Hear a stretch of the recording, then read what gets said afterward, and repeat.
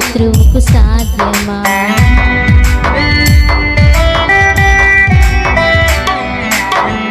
నీ ఆజ్ఞ లేనిదే ఏదైనా జరుగునా?